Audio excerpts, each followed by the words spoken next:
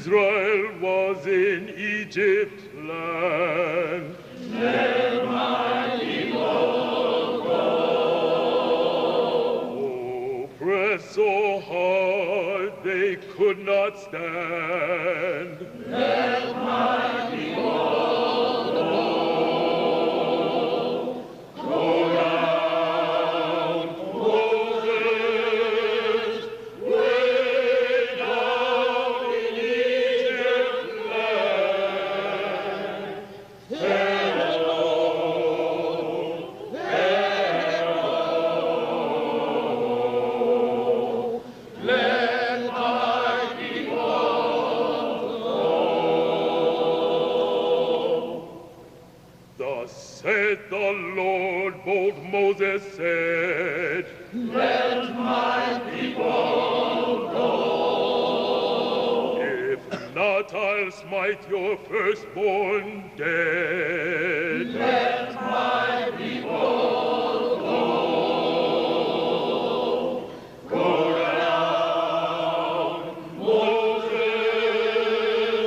way down in Egypt land. Pharaoh, Pharaoh, let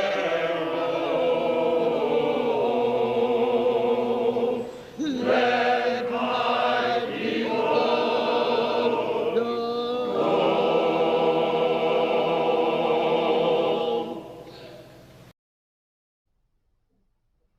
Thank you very much. We'll be discussing that drama, which was written by one of the earliest leaders of the voting rights movement in this country, Amelia Boynton Robinson, who was a very good friend of the late Lyndon LaRouche and his wife, Helga Zepp LaRouche. What I would like to say, hold on one second here.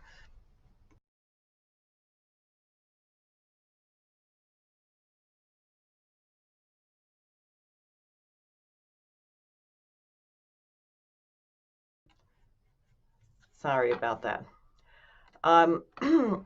That has everything to do with what's happening today. Many Americans are very upset, and people in the transatlantic world generally, about what they see as an attack on freedom. They have chosen to focus on mandates, vaccines, masks, etc. I think the actual issue, which has people much more deeply upset, but perhaps they don't know how to express it, is the loss of freedom of speech, freedom of representation, freedom of the right to vote, the very basic rights which allow us to create a government which represents our interests and our needs, has been under attack for some time, ever since the witch hunt, well, longer back, but the most egregious, especially having to do with elections, was the witch hunt against then presidential candidate Lyndon LaRouche.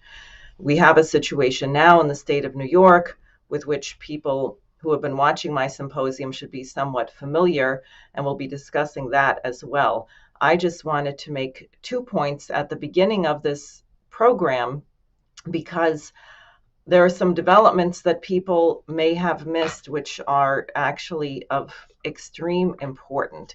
One of which is the agreement, and I think I can show this here, that was made between President Putin and Xi Jinping on the sidelines of the opening of the Olympics in Beijing. You see this February 4th, 2022, joint statement of the Russian Federation and the People's Republic of China on international relations entering a new era and the global sustainable development. And if you look down here, what they say, the world is going through momentous changes. Humanity is entering a new era of rapid development and profound transformation. It sees the development of such processes and phenomena as multipolarity, economic globalization, the advent of information society, cultural diversity, transformation of the global governance architecture and world order. At the same time, as the pandemic, the new coronavirus infection continues, etc. And then here is what they are calling for, and there's 16 pages, which is really extraordinary. The sides call on all states to pursue well-being for all, and with these ends to build dialogue, mutual trust, strengthen mutual understanding, champion such universal human values as peace, development, equality, justice, democracy, and freedom, respect the rights of peoples to independently determine the development paths of their countries, and the sovereignty and the security and development of interests of the states. And I'm going to just stop with that because I think it should give you an idea. This is a document very similar in some regards to what Mr. LaRouche proposed between the US and the Soviet Union on the SDI, where the sovereignty of nations is respected. And they go on to say that democracy is not one size fits all. You can't come and impose your form of government on another nation which has a completely different background, different history, different religion. It doesn't work that way, that there has to be a mutual respect, and that no nation should embark on policies which jeopardize the security of another nation. Now, this is completely different than the global Britain geopolitical order, or what Kissinger and others called the so-called balance of power, where somehow it's unbalanced if all nations are prosperous, because don't you always have to be someone who's being looted or raped or pillaged on the bottom? It's very different. And China and Russia are not minor, tiny little nations. They're major superpowers with nuclear weapons, and in fact, more advanced weapons delivery systems than what the United States may currently have at the moment, even though we have large numbers of nuclear warheads. So it creates an opportunity for the United States to shift, to return to something. What China and Russia are expressing is actually much more like what John Quincy Adams intended should be the foreign policy of the United States. Go not abroad seeking monsters to destroy. And he also was very, very explicit that if the United States involves itself in civil wars in other nations, he said, we will lose our own spirit. So we should recognize this. This is a big deal. It's a huge change in the world. China also asserted that they agree with Putin's demand for written agreements on the non-expansion of NATO. Putin asserts that Russia upholds the one China policy with respect to Taiwan. It's remarkable, and it's barely covered in the United States at all. People don't even know that this has occurred. The other thing I wanted to draw to people's attention is a remarkable symposium that was sponsored jointly by the Schiller Institute and the Russian International Affairs Council on it was Thursday morning at 8 a.m. Eastern Time, but it's available on the Schiller Institute website, The Humanitarian Crisis in Afghanistan Toward a Long-Term Solution. You see here the Schiller Institute, Russian International Affairs Council. The dialogue, which was keynoted by Helga Zepp-LaRouche, founder of the Schiller Institute, and Dr. Andrei Kortunov, the leader of the Russian International Affairs Council, extremely rich dialogue. People were by all means not in agreement on how this crisis was to be resolved. In fact, certain things have happened just in the last day, where the Biden administration has now announced that of $7 billion of the $9.5 billion that's been frozen by the New York Federal Reserve and the international banks, $3.5 billion is going to be released to the Afghan government, the Taliban, and $3.5 billion is going to the 9/11 families. So what people supposed could not happen, namely that this money would never be released anywhere because it really belongs to the donors, actually was not the case. But the question is to actually get the full program. It's not enough to just do humanitarian relief or stop starvation in the short term, although I heartily endorse preventing 7 million children from dying of starvation. But the question is how to allow the development of the Afghan state, a prosperous, stable, developed, modern nation state. How can that occur? And I can assure you it won't be by force. And I think the lessons expressed by General Douglas MacArthur when he was the um, commander in the Pacific and then ended up overseeing the occupation, really, of Japan, his gut wrenching soul searching on how to create the conditions where the Japanese people themselves took responsibility for a nation which was not an authoritarian dictatorship, but became, in a sense, a sovereign nation committed to principles of the general welfare. His thinking on that and what developed, and look at Japan today, I think is really a model for a way of thinking about these things. So, with that being said, we are in an amazing moment. Everything is changing. The reason they are crushing down on us with such force to prevent independent voices from being heard, to censor people on Facebook and Twitter, to control the narrative in the so-called mainstream press is not a position of strength. It's a position of weakness. It's an era that's coming to the end, to its end. And it's really incumbent on us to organize ourselves to bring something much better into being.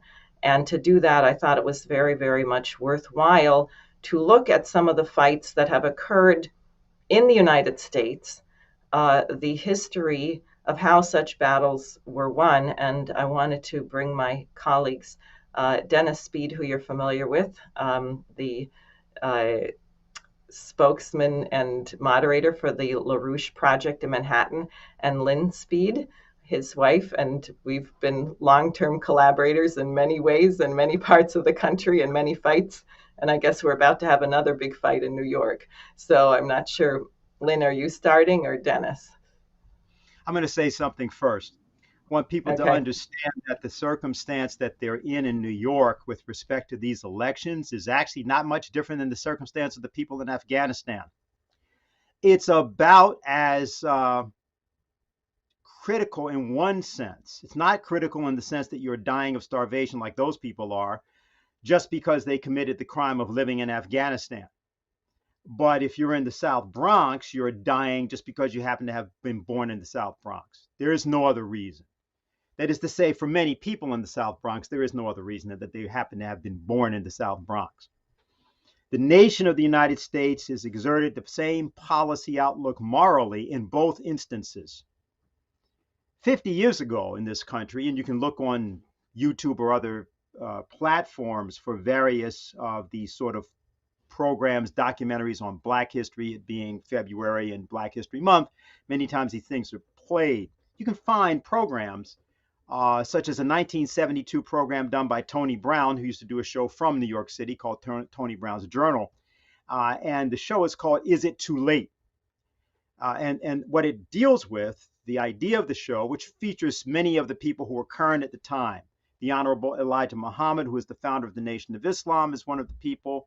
And Roy Innis from the Congress of Racial Equality, and Vernon Jordan, who was later a significant member of the Carter administration, and was a member of the Trilateral Commission from the Urban League. All these various people who at the time were very well known. The topic they're discussing, is it too late for Black people to be assimilated into the United States, and should they leave? That's literally the topic. You say, oh, well, nobody would have thought that. They thought it, and that was the topic at the time.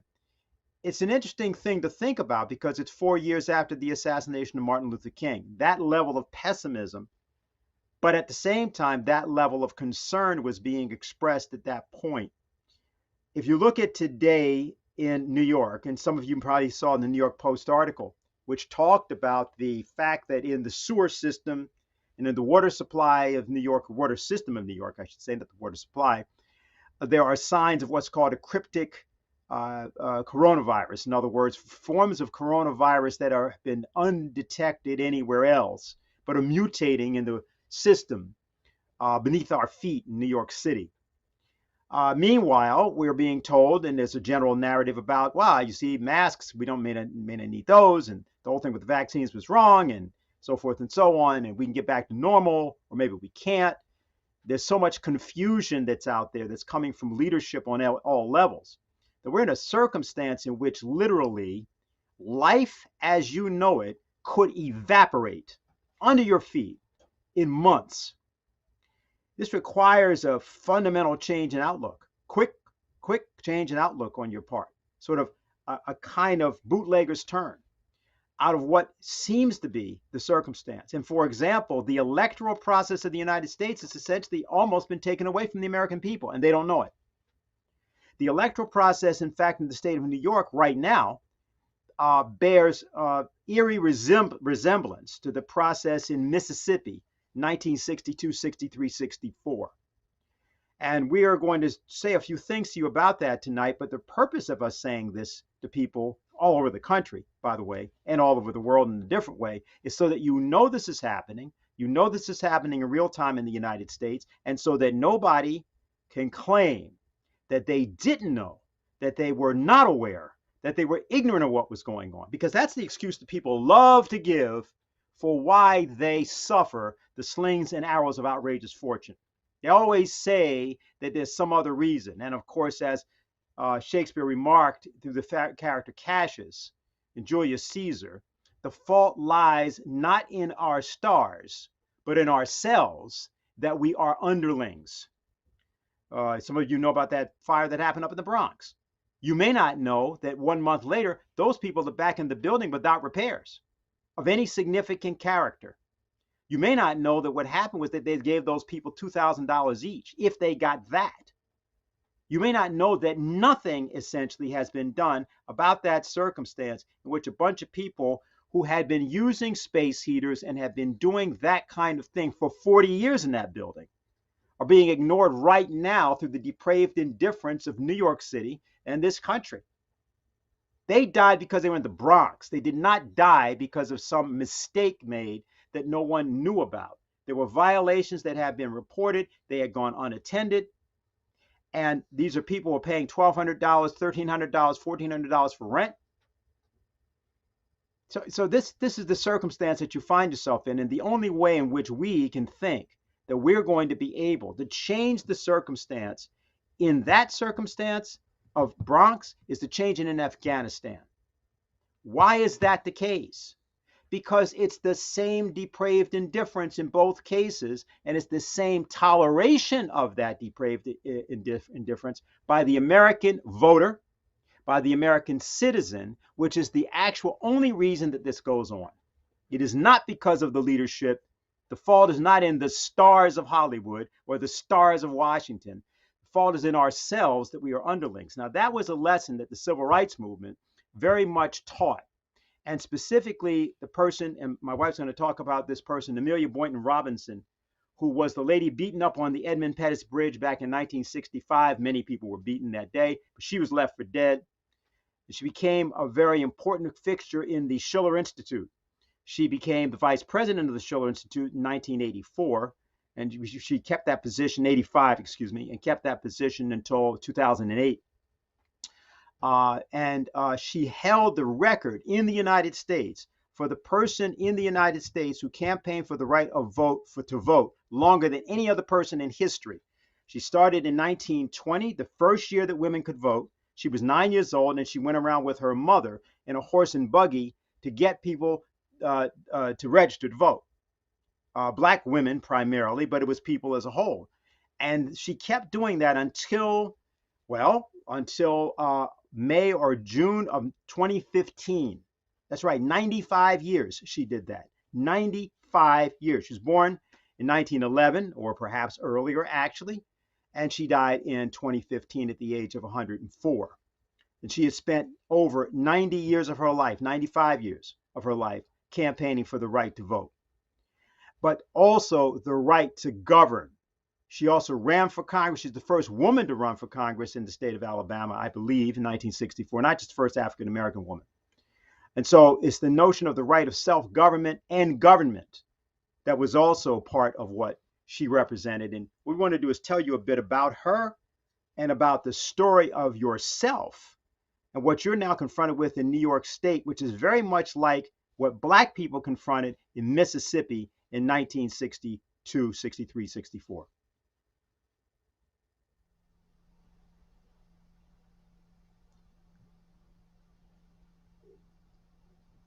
Lynn?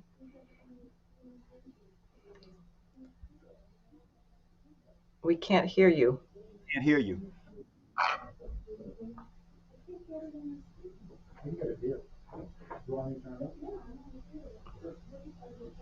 If you're having a problem on the audio there, Yeah, maybe can you you hear okay. can you Good. hear me now? Okay, thank you. And yes, this is a most appropriate topic. As Dennis and Diane both alluded to, this is not my first time being involved in the fight for electoral rights, for the rights of candidates. But in fact, I have a long history. Back in 1986, two LaRouche candidates scored a real upset in Illinois, winning the Democratic primary nomination for Lieutenant Governor and Secretary of State. Now, this was a very interesting election. There was no coverage whatsoever. We simply went door to door organizing people. There had been one pollster that actually forecast that LaRouche affiliated candidates might win, but there was no media coverage. In fact, the night of the election, our candidates' names were not even put up on the screen. The first time the candidates' names appeared was when it was announced that they had actually won the election. So that's 1986. There's a lot of more history to that we can go through in questions or at another time. In 1996 in Louisiana, my husband Dennis, Diane, and a few others traveled to Louisiana, where LaRouche had won. He had qualified. If you get 10% of the vote in a Democratic primary, you qualify to get delegates to the Democratic National Convention. Well, LaRouche succeeded in doing that, but the Democratic Party said, no, this vote does not count. The people who voted don't count. We don't like Lyndon LaRouche, so therefore we're a private club and we can decide who we're going to have as delegates, or we can simply wipe out that vote. And we went down and spent several weeks in Louisiana, very much in the spirit of the earlier civil rights movement, going door to door and finding the people who could join with us in an actual suit to get their vote and get their candidate of choice to have a voice. So once again, what we're confronted with in here in New York is very, very similar. I also had the real privilege almost 30 years ago of directing a play through the years that was written by Amelia Boynton Robinson. And if we can have the first slide of Amelia. Yeah, there's a picture of her. I think she's well in her 90s there, and is one of the many, many campaign and events that she did. Next picture. Next slide. Yeah, this is a very, very famous picture. What you see on the left of your screen, that's Amelia having been beaten and tear gassed on the Edmund Pettus Bridge. You see on the right at the top the Edmund Pettus Bridge, and underneath Amelia with one of the so-called state troopers, one of the enforcers of the law in the state of Alabama. there laying over her and there was a back and forth where someone said, just leave him there to die. And there was virtually a riot to prevent that. And though she was in the hospital, her efforts then prevailed with Lyndon Johnson a few days later, after seeing this beating, delivering a famous speech and pushing the Voting Rights Act, "We shall overcome," using those words of the famous spiritual. Next slide. That's just Amelia again. So the play that she wrote, next, we have that. Yeah, Through the Years. This is a play about her own ancestor. Next.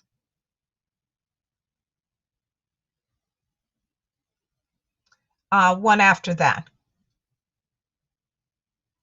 Robert Smalls.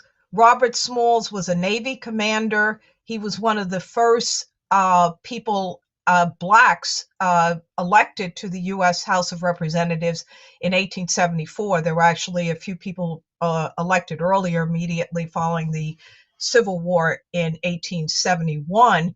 And he was a member of the 44th, 45th, 47th, 48th, and 49th U.S. Congress from South Carolina. These were some of the most progressive Congresses ever. This is how, in fact, poor whites who did not have the right to vote, because you had poll taxes, you had other kinds of property requirements and so on, but various laws were passed under those fully integrated Congresses during those periods. And in fact, laws that would not be revisited again for almost 100 years during this period. So this is a play which utilizes about 22 African American spirituals. You heard one at the opening of this show to show the development of a person modeled on Frederick Douglass and our own ancestor, who's born in slavery, learns to read, becomes educated, becomes part of the Union forces in the Civil War, and then goes on to become a very prominent individual in Congress, a statesman, and so on. So now what I'd like to do is actually go to Amelia speaking directly to an audience at Cardozo High School, but really speaking, I think, very much to all of us about the situation today. So if we can get the video clip.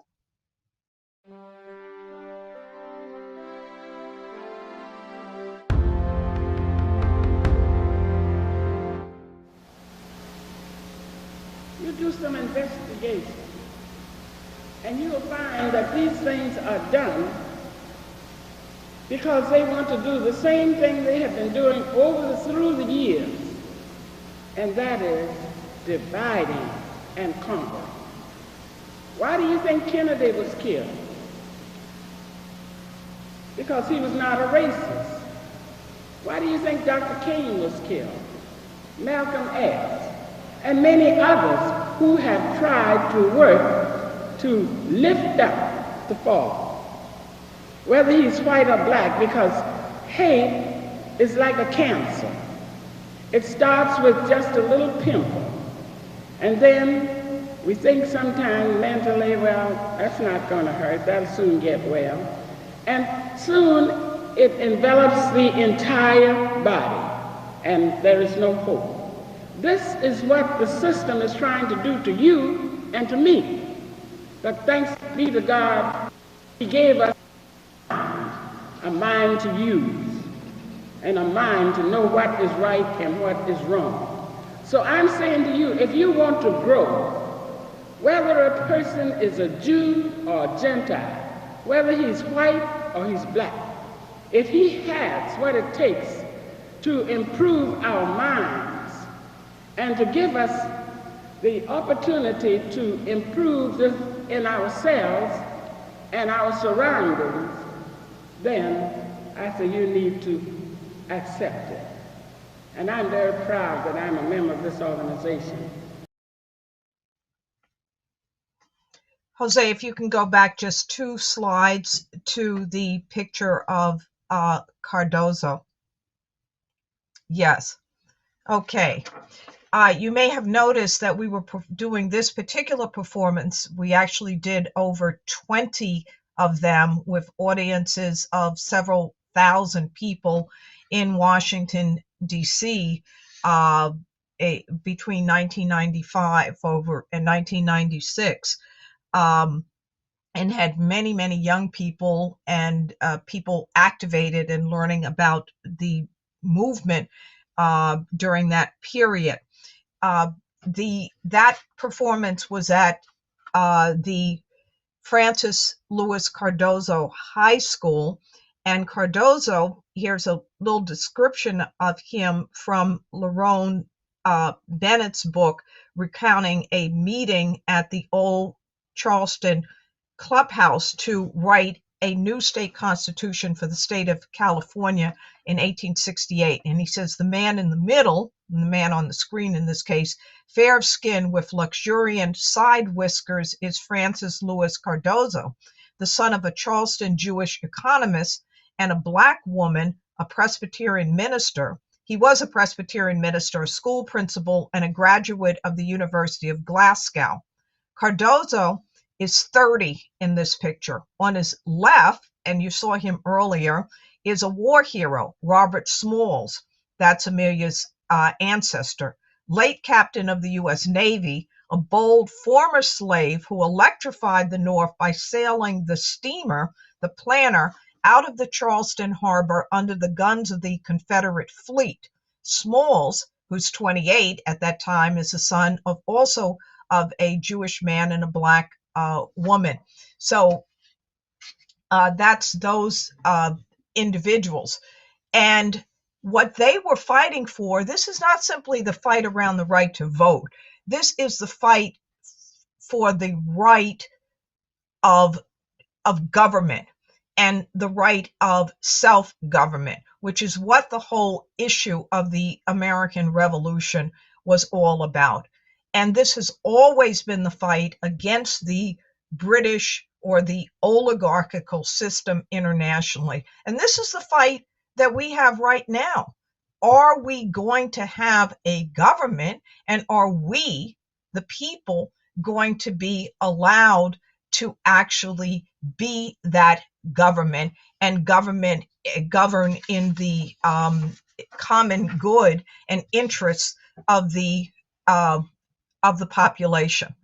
So with that, I want to turn now to what a review of what is happening in the New York situation.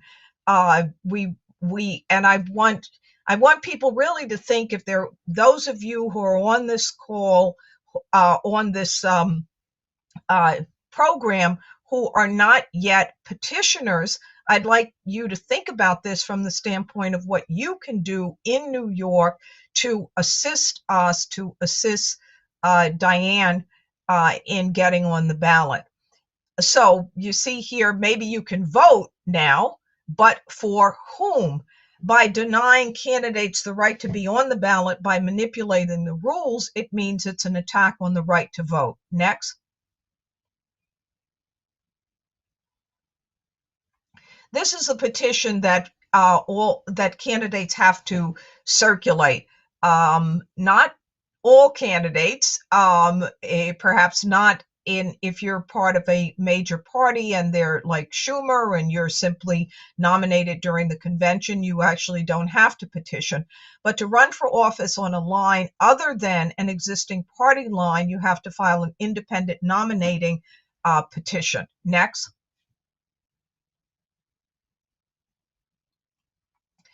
And the independent nominating petition for candidates to be voted on by all voters of the state, such as Diane's U.S. Senate race, has to be signed by at least 45,000 voters, or 1% of the total number of votes. And you have to get a certain number in each district. Next.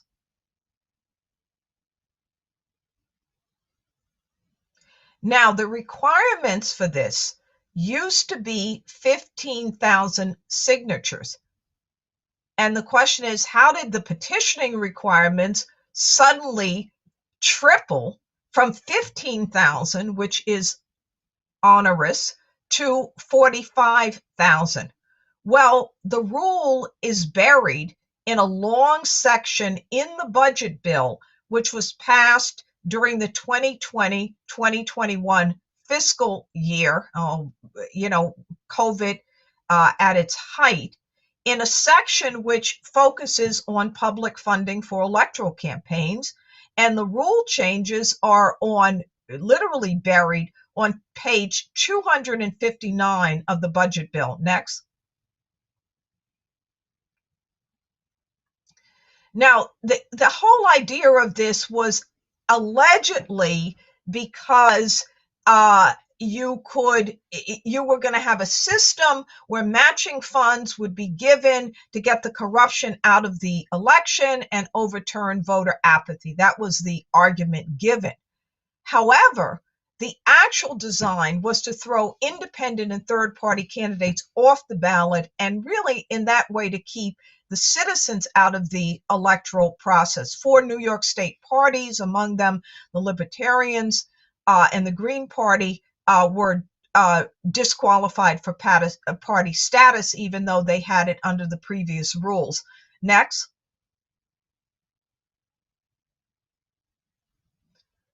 Yeah, we just went through that, so you can go to the next one.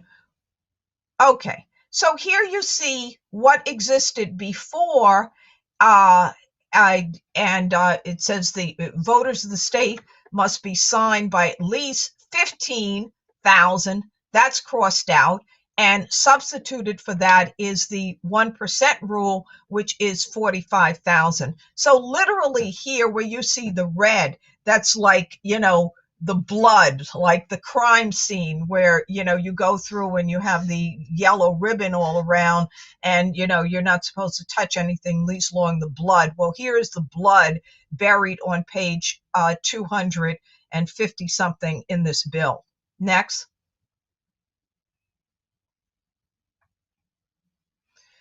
Now, it's also very important to realize that Diane Sare, because she's actually running for a federal office, would not qualify under any circumstances to be eligible to get any benefit from this campaign finance change, which allows candidates to get matching funds in larger amounts. So in other words, this is being changed for her, even though she gets none of the benefits, allegedly, of what candidates would get who were included in this.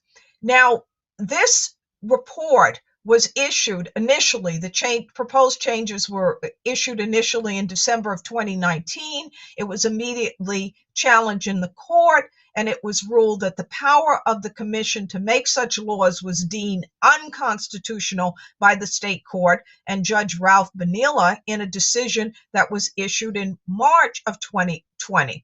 Oh, but not to be deterred, within 1 month, the recommendations were suddenly included on their own in the 2020-2021 budget, which was passed by the legislature. And those recommendations have now become law. So you ask yourself the question, how the hell could something that's been ruled unconstitutional be included on their, quote, own in a budget 3 months later? Next slide.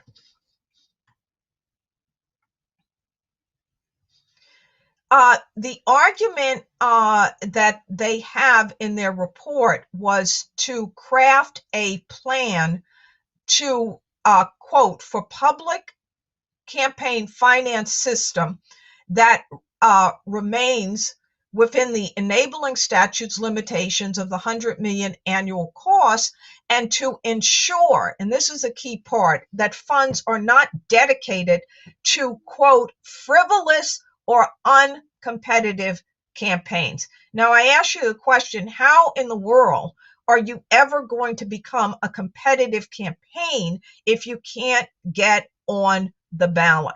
So clearly, and then they go on, people also who reflect the novel and distinct ideological identities of the electorate of New Yorkers who ultimately will fund this public campaign finance program.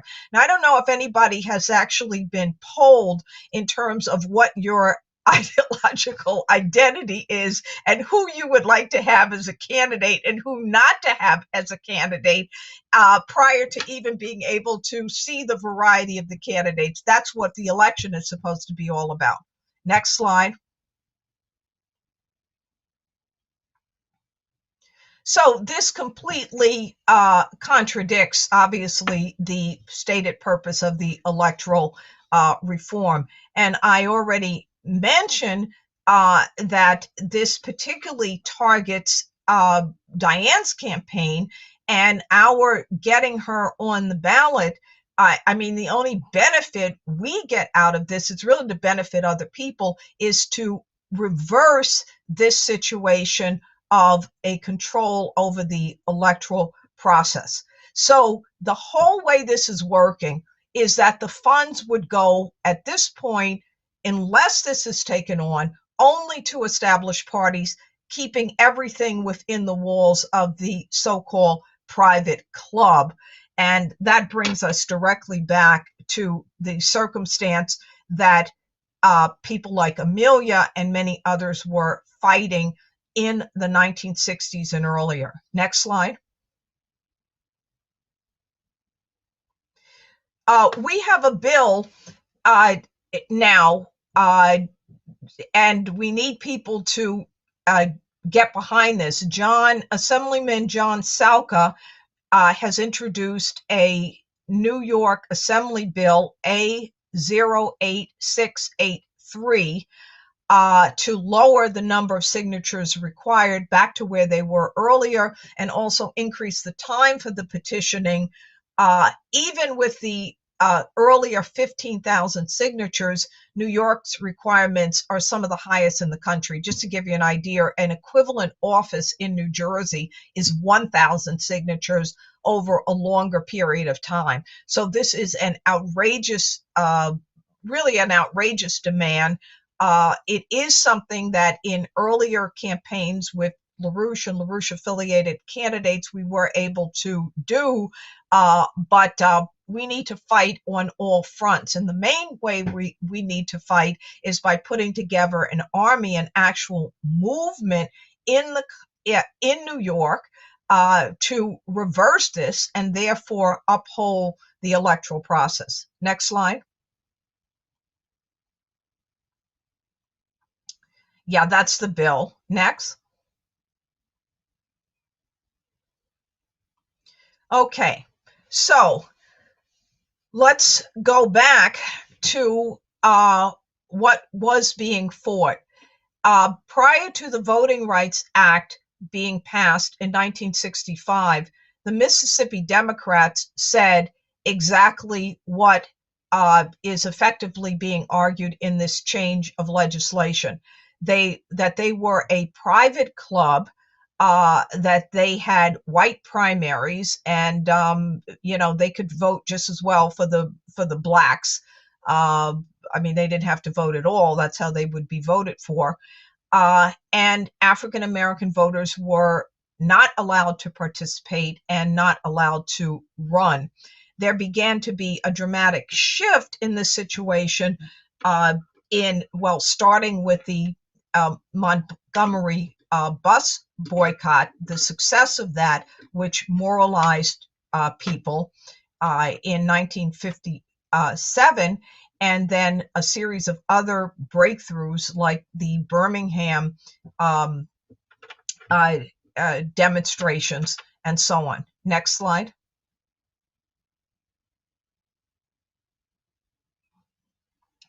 In 1965, there a number of organizations, SNCC, CORE, and others, civil rights organizations, began what became known as Freedom Summer 1965, with literally hundreds of young people from the North, but really from all over the country, Black, white, all nationalities, converging on major states in the South for a drive to register, to get people to register to vote, and to highlight the injustices which had been practiced in that period. And this is a group of them singing.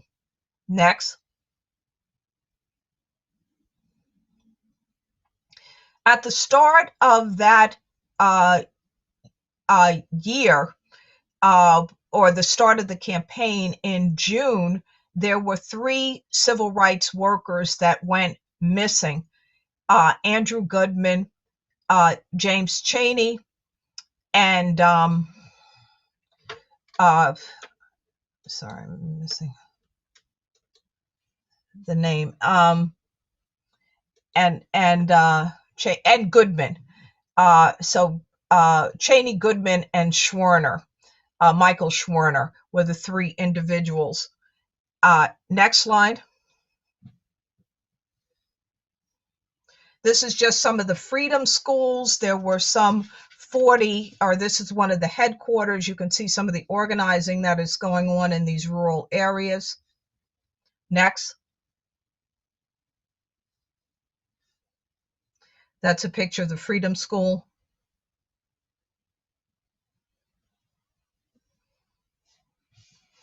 This is some of the, I'm sorry, I said 1965, 1964 is when this gets started.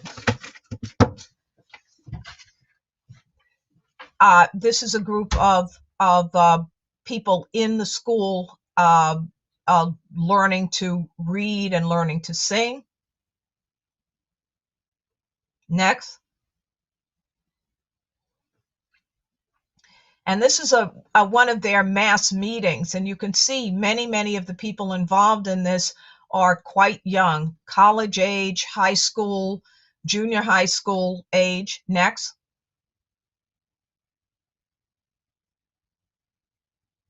This is the just an advertisement after the 3 civil rights workers went missing, and their mother, the mother of James Chaney, came down was speaking in one of the churches. And again, I corrected myself. So all of this is going on. People are continuing this work despite the fact that it's known that that these some of their colleagues had been murdered. Next slide. This is the headquarters of the campaign. Next.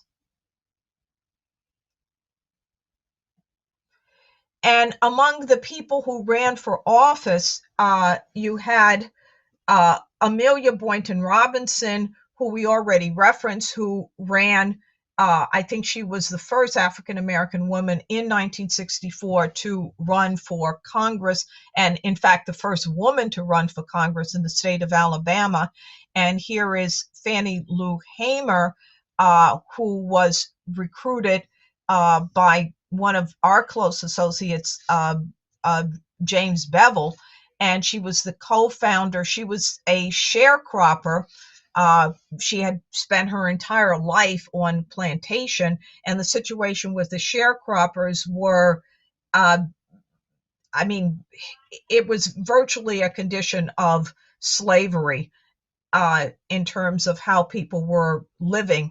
And Fannie Lou Hamer, who was one of the first people to join to attempt to register to vote, and for that she was thrown off of the farm where she had been living for 20 years.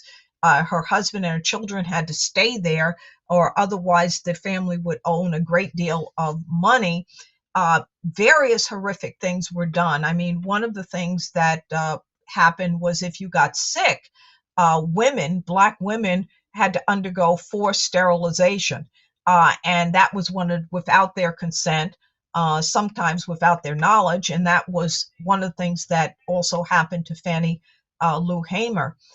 She was brutally beaten, nearly died at one point traveling to one of these schools and during the Freedom Summer. This is a picture of her. What they did, let's see, next slide. They formed the Mississippi Freedom Democratic Party, and they conducted their own elections. They actually registered, because they were not allowed to register with the regular Democratic Party. They managed to register 60,000 people, and they ran their own slate in 1964. So with that behind her, she went to the National Democratic Party convention in 1964. With the backing, with a number of people present with her, but with the backing of over 60,000 people, and the Democratic Party Credentials Committee. And if you go back one, this is her speaking in front of them. They ultimately refused to seat her. They wanted to make a dirty compromise to seat 2 people from the Mississippi Freedom Democratic Party. But Fannie Lou Hamer, who gave a very eloquent speech to the Credentials Committee, could not be one of them. And they refused to take that deal. But in fact, their intervention there electrified the entire situation and the country. And of course, the 1968 convention was quite different, as well as subsequent developments as a result of what they did. Next slide. Next. Okay, and we mentioned before, Amelia ran also in 1964. That was an effort which was quite successful. Amelia had come to Selma, Alabama in 1930, and she worked as a agricultural home extension agent, her and her husband, which meant that they went around in these rural areas teaching what used to be called home economics, everything you had to do both in the house and then also in terms of planning, working with the animals and so on. She would work with the women, her husband would work with the men, and they got to know everybody in Dallas County, Alabama. Yet, between the time she got there and she became immediately a registered voter as soon as she turned 21, and her and her husband had attempted to register a number of other people. This was so difficult that by the time her husband passed away in 1964, there was only a total of 30 people registered in the entirety of Dallas County. On his deathbed, he had her pledge that she would not stop working until every single Black person in Dallas County became a registered voter. And that was a solemn pledge. It was then that she went to get the members of the SCLC, Dr. King and others, in the events that led to the Edmund Pettus Bridge incident. But in 1964, she ran to increase the Black voter registration. And even though in her district, the Black voters were only 5%, she actually won 10% of the vote. Next slide. Oh, this is, I love this. This is the many of the people who voted, Black and white, were illiterate. So they would have symbols. And the symbol for the Democrats, for the white party, which it had always been, was this white rooster. And you see the rooster there on the right. So when the blacks began to run for office, and this was started particularly in Lowndes County, Alabama, this is where it got started, they used a symbol of a Black Panther, standing for courage, determination, and freedom. So this was, it was all over the place there. In fact, we have an original button at the time for the Black Panthers party.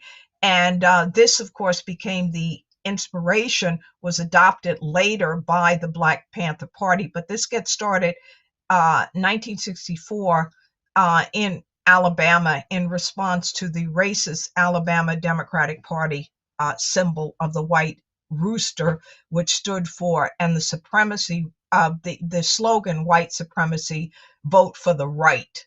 Next slide. Okay. And this I actually want to conclude with.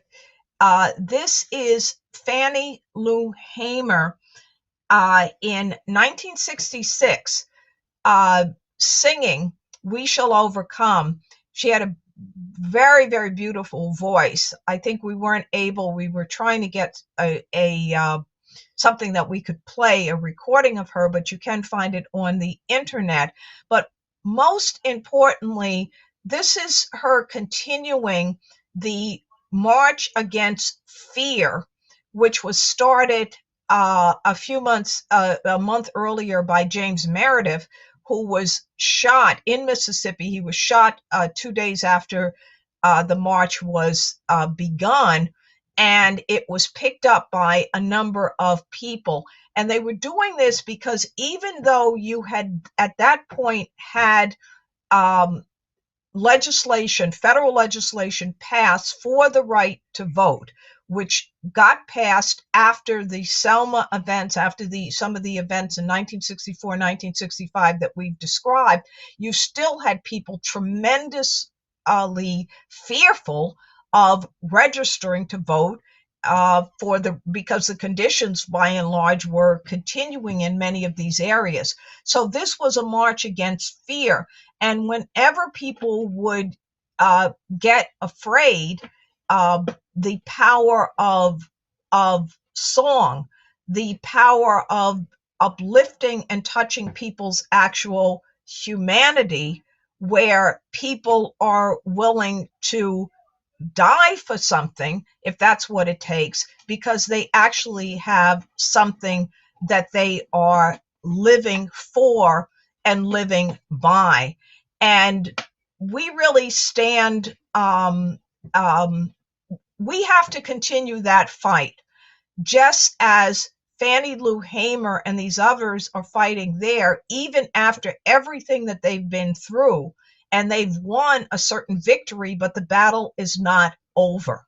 The battle is far from over right now. And what we see, what has been described, and what we see not just in terms of the electoral process, but the electoral process is being done precisely so that you don't have an alternative. You don't have a voice for the voiceless people in the Bronx, in Queens, in other parts of the country where people are denied health care, denied decent housing, and so forth and so on, and live in economic conditions which are, appropriate for rats, but not for human beings. So we're fighting to reverse that. Diane Sare's campaign represents the key voice for that in domestic policy as well as in foreign policy, as you heard earlier. So we need all of you. We need all of you so that the work, the legacy of the Robert Smalls, the Cardozos, the Amelia Boynton Robinsons, the Fannie Lou Hamers, that their work shall not have been in vain. So thank you. Thanks very much, Lynn. It's really striking, the similarities actually to some of the tactics so far. We don't have lynchings, at least not in the same way, although if you look at people, the conditions that people are dying of because of the policies that we're not allowed to object to, there is definitely a death toll. Dennis, do you have I some actually think the thoughts? situation is worse than that. I think the situation is worse than the lynchings in the 1960s and 50s and 40s. It's true that America never passed a bill against lynching black people, which is one of the reasons that you continue to have, particularly black men, but generally people of color killed in this country. And it is true that that's done in a racialist biased way. But it's the same way that it's racially biased in the Bronx. It's not really because they're black. It's because the nature of the country that we're in and what has happened to the electoral process since the persecution of Lyndon LaRouche back in the 1980s is that the electoral process in New York State right now is comparable to what happened in Mississippi. The officials hid from the people under a budget constraint, a change in the law, which should have been publicly exposed instantly by the members of the legislature. In fact, all of the members of the legislature who did not do that are culpable, even if they disagree with it. And to think something less than that is to not understand what time it is. That people are going to simply burn up in their buildings or get flooded out. Nothing will be done. And the notion that something will be done by an authority or by some group of people, unless people decide to stand up now on their own and defy criminality like exists right now in New York State, the idea that you think that anything like that is the case shows you live in a world of total delusion. There is no democratic process in the United States, and specifically not in New York State as of tonight. 4 parties were removed from the ballot as a result of this change that was snuck in and put in the middle of a budget bill. And the idea is that, well, in order to be able to be conscientious about the money of the voters, we don't want to have frivolous candidates running. That means that the candidates will be pre-selected, which means by definition, there is no way to have a free process. Now, by the way, democracy is not the form of this government anyway. This government is a republic. But for those who believe it is a democracy, they should understand that that no longer exists in New York State. As of that occurring, if the law is declared unconstitutional, how does it on its own get passed? Well, the answer would be criminals would pass it. Criminal action was taken in a criminal way by a criminal legislature. Now, what do you do in that circumstance? Complain? Well, if you just complain, you're a slave. So the only chance, the only option people have is to support the effort that Diane is making, not just to get herself on the ballot. Hey, Diane Sare is not going to benefit in any way from reversing the law within the terms of the confines of the benefits that are defined by the state. Yeah, there's a benefit in not having to do 45,000 ballot signatures as opposed to 15,000.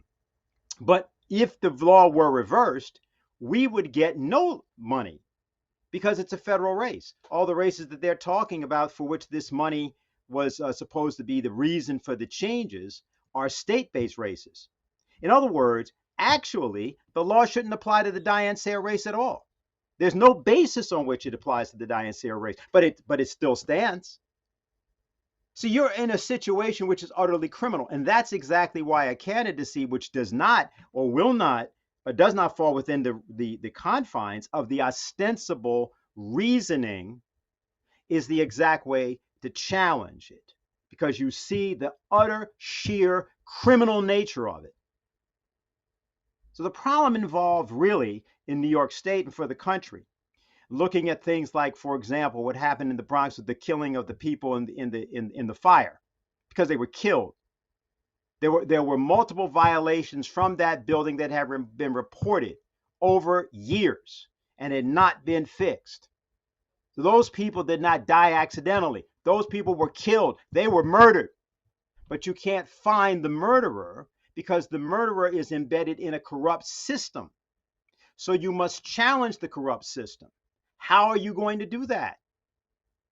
You have to find the same ways that were found and were used by Dr. King and others. You can't simply say, well, it's the electoral process, because it's not really what we're doing. The idea is something different. You have to find an avenue or a lever to hold the citizens accountable for changing the circumstance. And that is what this represents. So here's what we need. We need people to volunteer to go out and petition, but we also need people to volunteer to overturn this corrupt and expose this corrupt practice. And that should be done by, of course, contacting the state legislators who, for whatever reason they give, allowed this crime to be committed. So there's something here that is here for the whole country to do. Now, by the way, if you do it in one state, you will undeniably find this in many other states. See, this is the real process that bubbled over in January of 2021. This is the real process around January 6th. People will love to talk about the little thing around Donald Trump and the presidency and what was happening, but that was not why people were actually assembled. They're assembled because they understood that something was deeply rotten in Denmark. That number one, the Russiagate process was a complete fraud. But number two, something else was changing at a deeper level. And you may wish to try to put that in partisan terms, but I say, frankly, you are deeply foolish if you're doing that. Because if you look at the situation in New York, this isn't partisan. If you're Green Party, you get hit. If you're the other parties, that Working Families Party, whatever it was, I forget the names of all the parties. But in our case, so if you were, as an independent person, to try to change because you had some idea, an important idea, you wanted to change something in New York State that you thought and people around you thought needed to be changed, you are not allowed to do that. You are not allowed to qualify to do that unless you're already rich. You have to already be rich in order to be able to challenge unlawfulness in New York State as of right now. That means that everybody in this state has been disenfranchised. And you will find the same thing in different parts of the United States, but you have to fight it by choosing a battleground. That's, of course, what Dr. King always did.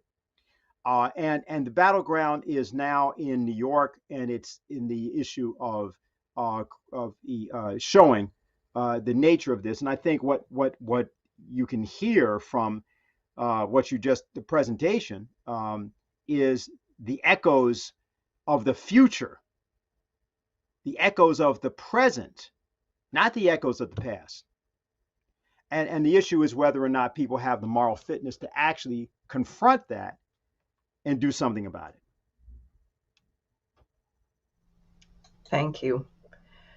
So to be very clear, I mean, there are specifics and then there's universal questions. In the case of my campaign, what we are trying to do is to have at least 500, better 1,000 people circulating petitions to put my name on the ballot, because we want to presume we have to operate on the assumption that the law will not change, the circumstance will not change, that we will have 6 weeks from April 19th through May 31st to gather really close to 100,000 signatures to make sure that we have 45,000 valid.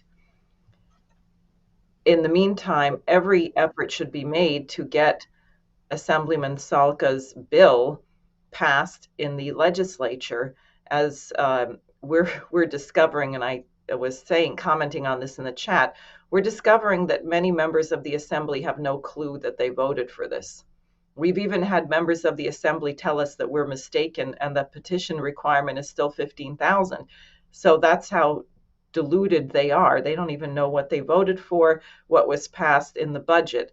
Not surprising. I mean, this is a process that's been ongoing. If you remember the Dodd-Frank, the bail-in Dodd-Frank Act, I believe people were told to vote on it before the thing was entirely even written. So imagine voting for bills before they're written. or voting for bills where you have no clue what's in it. At any rate, it's a great assault. We've spoken with ballot access experts. People saw Richard Winger on the program I had with representatives from the Libertarian and Green parties to discuss this. And it was his view that there is a lawsuit. Someone was asking about that as well. The Libertarian Party and Green Party have filed a lawsuit about this, but it's a question of money, and it's the throw of the dice whether you get a court that's interested in justice. The judge in the first case had said, well, 15,000 signatures isn't onerous. That judge obviously never had to circulate a petition to know how onerous indeed 15,000 signatures already is, let alone 45,000. But this bill is very straightforward. It's not calling for changing the budget. It reverses something back to its previous state and extends the number of weeks that you're allowed to petition. So there's really no reason for people not to pass it. And I think it's a very good thing for people to confront their assemblyman on, because you can ask them point blank, well, is this just so you can keep this $100 million slush fund for yourself? I think there is a value to shaming people if it requires that. And also what you've heard tonight in terms of what people went through in this nation for the right to vote and for the right to be actually represented fairly. There was some contention early in the founding of a republic. Should only property owners be allowed to vote? What does it mean to be a U.S. citizen? Is being a citizen about owning property, or is it something in a more spiritual domain? What do citizens, can you make a contribution to the nation if you're not a property owner? Obviously, yes. What's the value of a scientific experiment? What's the value of a great work of art? What's the value of an engineer who designs an incredible piece of infrastructure, or the Tennessee Valley Authority, or, these are contributions to the republic, to our posterity. The people who have a mind capable of bringing about these improvements should have the right to be represented in government, should have a right to have a government that represents them. That's the issue. And I think, frankly, New Yorkers are angry enough about the situation that if we can reach people and let them know the impact of successfully smashing this ridiculous requirement, this ridiculously difficult requirement, it could be very fun to do it. I would prefer we don't have to do it, but if we have to do it, then we're going to need a lot of people involved, understanding what's really at stake, which is not the issue of my particular candidacy per se, but whether we're going to still have an elected government in this republic. I guess the one thing I'd otherwise like to point out, Diane, is that the Francis Cardozo, who we referenced before, was the first African American elected to a state office in the United States. He was the Secretary of Treasury of South Carolina, Secretary of State and Treasury, actually, Secretary of State, excuse me, and he spoke several languages. Latin. He was a professor of Latin at Howard, actually, even as he held a position, continued to hold a position as a state Secretary of State, and wanted to point out something to people. You mentioned the thing about property owners and whether or not you only had the right to vote for property. That was reversed because of Francis Cardozo and what he did in the South Carolina legislature. It was the first time that white non-property owners in the South, in South Carolina in particular, had the right to vote. That's how white people in South Carolina who didn't own property got the right to vote, were through Cardozo and the legislature. The legislature was about 75% black. This is the legislature that is depicted in D.W. Griffith's Birth of a Nation as just a bunch of animals, essentially. black animals and is the pretext for the reason that the Ku Klux Klan has to be founded. If people don't know that movie, which was often talked about as the beginning of greatness in American cinema, the nation being referred to is the invisible empire of the Ku Klux Klan. And so that South Carolina legislature and people like Francis Cardozo and Robert Smalls, who was a friend of his, Amelia's ancestor, they also passed integration of public transportation, integration of schools, and almost passed the right for women to vote. That was defeated, I think, by 2 votes in 1868 or 1870. I'm not sure which year it was done. It's the most revolutionary legislature of that period. There were many others. Every state had them in the South. Let me point out that all of those elected officials were Republican. All of the black elected officials of the South were Republican because that was the party of Lincoln. So one of the ironies when you're looking at the issue of partisanship and the way in which people talk about it and the way in which people are talking about all the things they're saying today in America, acting as if the Republican Party is the racist party and the Democratic Party is the party for the people of whatever, right? All sorts of, quote, minorities. No, that's not the way it was at all. And that's not the way it is at all. The notion that partisanship is the primary thing for us in America today, that's what we have to completely reject. And what's important, I think, about the independent candidacy that you're doing, and the thing we're trying to talk to people about, I think, all over the country now, is striking out and deciding to represent all the people on the basis of the kind of policies that you enunciated at the very beginning, whether that's on the war issue, the war threat, or economic development in the United States. Certainly, the United States needs a complete, especially New York, complete overhaul of all of its so-called infrastructure, the entire employment profile, the way in which we deal with young people and employment. And that would have to be completely independent of the 2 parties, probably, because of the level of corruption that exists that prevents those parties, even when people wish to do something good, from rising above the various forms of interests that are used to keep those parties from, or at least keep those individuals from doing what they have to do. So I think, Yeah. Go ahead, Lynn, you have something? No, I was just going to say this is something for people to bear in mind, because progress can not only be stopped, but you can have a complete reversal of the kinds of rights that people had. So, for example, following the period of the Civil War, you had, as Dennis just went through, some of the most advanced legislative measures that existed. In fact, you had much more civil rights legislation passed during this period, particularly under the Grant administration, than you did for nearly 100 years. It was not until 1963, 64, 65 that you got back to what had existed then. Similarly, you had a circumstance which really, there's a momentum that grows in the 50s and 60s. Amelia and her husband are actually organizing in the 30s.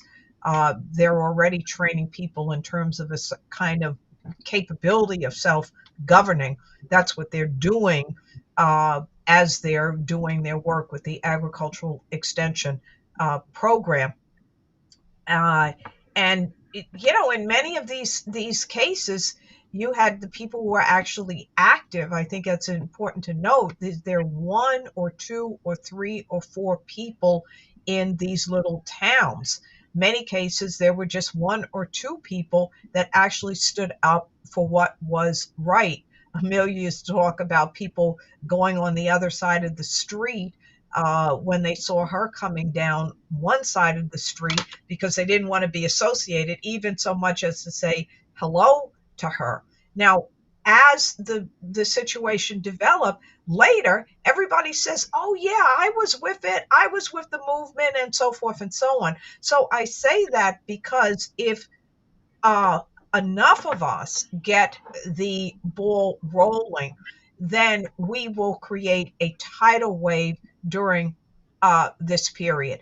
And in terms of this going back, I wanted to say 1948, Truman says we're not going to have any more discrimination in the armed services. Well, this was a big impetus in terms of a certain momentum for upholding civil rights. But in fact, you had that condition. We went through this on the program some weeks ago in terms of the Marblehead fishermen and some of the units in many of the units in the Continental Army and George Washington's Army, which was fully integrated. So you had a situation where you have something at the start of the country in 1776 through the successful prosecution of the revolution, which then you don't have again for 100 years later. Now, when we talk about going back now and what this electoral process means, we have to recognize that we can lose the entire country and we can lose it for everybody. So that is how important this activity is now. That's why it's so important that all of you get involved to the full extent that you can, and everybody can do something in this situation. If you can't petition, there's probably other things that you would be able to help to do. So I really want to encourage everybody listening now or listening later to contact the campaign and to be involved in it. Also, I just want to make a note for Black History Month. This is Amelia Boynton Robinson's book, which was published by the Schiller Institute. And maybe what you can do, Diane, I don't think I have access to the chat, but why don't you post my email in the chat? And if people are interested in getting copies of this, we have a few of them. We can make it available. This would be very, very good to, I think, get this whole message out during Black History Month. Great. I did put your email in the chat, so people watching will be able to contact you for that. I would just like to say, as we wrap up, that tomorrow Dennis will be hosting a very important program on the LaRouche organization. As I mentioned at the beginning, it's the 3rd anniversary of Mr. LaRouche's passing. It's also the anniversary of the birth of Abraham Lincoln. This year is the centennial of Lyndon LaRouche. And as I've been discovering in my organizing, it is the case that the name LaRouche is still by far the most controversial name in the nation, and for good reason. And I think people who want to understand that and understand what he represented, you should tune in tomorrow at 2:00 at the LaRouche organization, the LaRoucheorganization.org or .com, I guess either way. So I wanted to say that. Finally, what I wanted to say in conclusion, as I was thinking about the symposium we had yesterday with the Russian speakers, their, in a way you could say, well-founded pessimism based on what Russia's been dealing with coming from the United States and NATO over this period. The optimism of the American speakers, who have been known to be quite pessimistic but are becoming more optimistic. And I was thinking about the culture of the United States and really what made our nation such an incredible, the breakthrough of our republic. And the functioning of our republic, the functioning of our Constitution and Declaration of Independence depends upon the axiom that human beings are fundamentally good. That is, if you believe that people are fundamentally good and fundamentally inclined to look out for their brothers and sisters in their society and around the world, then people will be capable of self-government, that they will choose those representatives whom they put their faith in to represent the interests of themselves and their posterity. And this is extremely important. And I'm concerned because I see that with the kind of series of assaults on this, really starting with Truman becoming president, but J. Edgar Hoover, the FBI, the assassination of Kennedy, Malcolm X King, Bobby Kennedy, the LaRouche case and trial, 9/11, what happened with that, what happened with the election in 2020, the attacks on President Trump for wanting to have good relations with Russia, with China, and to end the forever wars. The fact that Assange is being starved to death, or not starved to death, but killed, basically a slow killing in prison right now, that Ed Snowden cannot come back to the United States, and the effects of the 900,000 deaths due to this. Really, you could say it's the pandemic. It's not the pandemic. It's the lack of preparation by the United States, the lack of concern for this principle of the general welfare, and the isolation and everything else. The population has been really battered. And I think it's very important to reflect deeply on what actually is the nature of man. Why would Cotton Mather write? Why would we have an idea of essays to do good? Why would this be a principle? And that really is what our nation, that's the true republic of the United States. And if we could return to that faith in the goodness of human beings, that God did not make a mistake by creating us, that our nation really could be good again and would be loved again and would be able to play a role for good in the world. And I would just like to say that it's absolutely urgent that people not give up on this, and that you remember who you are and you remember who the person you're talking to is, even if they themselves don't embody that quality of goodness at the particular moment. So those are my thoughts. And I'd like to thank both of you for joining me in this, and encourage everybody who's watching to become part of this fight, because we are intending to win it. Thank you. Okay, good night.